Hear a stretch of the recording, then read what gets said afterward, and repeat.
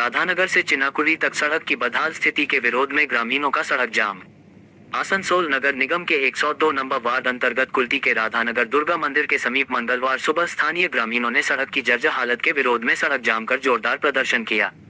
प्रदर्शनकारियों का आरोप है कि राधानगर से चिनाकुड़ी तक जाने वाली मुख्य सड़क लंबे समय से पूरी तरह टूट चुकी है, जिससे आम लोगों को रोजाना भारी परेशानियों का सामना करना पड़ रहा है।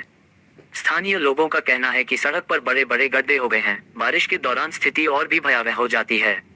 आए दिन बाइक और साइकिल चालक दुर्घटना का शिकार हो रहे हैं। वहीं स्कूल जाने वाले बच्चों, मरीजों और बुजुर्गों को भी काफी दिक्कतों का सामना करना पड़ रहा है। ग्रामीणों ने आरोप लगाया कि कई बार स्थानीय पार्षद और प्रशासन को सड़क मरम्मत की मांग को लेकर शिकायत की गई, लेकिन अब तक कोई ठोस कदम नहीं उठाया गया।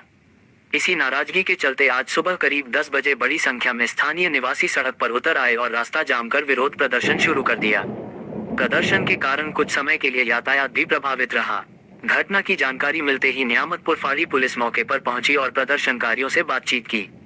पुलिस एवं प्रशासन की ओर से जल्द सड़क मरम्मत कराने का आश्वासन दिए जाने के बाद ग्रामीणों ने अपना आंदोलन समाप्त कर सड़क जाम हटा लिया।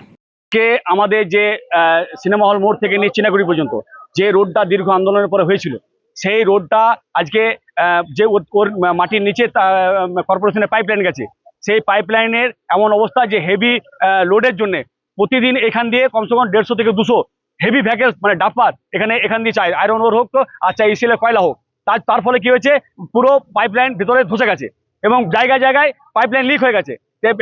সেই লিককে সারাবার জন্য এরা কর্পোরেশন থেকে তারা কোড়াকুড়ি করে রিপেয়ারিং করার চেষ্টা করেছে, কিন্তু একটাও রিপেয়ারিং শেষ হয়নি, সাকসেস হয়নি। আজকে যা অবস্থা তাতে দীর্ঘ এখানে সবসময় মানে জল পড়ছে এবং এলাকা আশেপাশে মানুষ বিধ্বস্ত হয়ে গেছে আজকে যে অবস্থা, এবং বড় বড় গর্ত তৈরি হয়ে গেছে এই জায়গায় দুর্গা মন্দিরের সামনে, যেখানে আপনার মানে 50 ফুট দূরে কাউন্সিলের অফিস, সে মানুষ থেকে বলেও কোনো সুরাহা তার কাছ থেকে হয়নি। তাই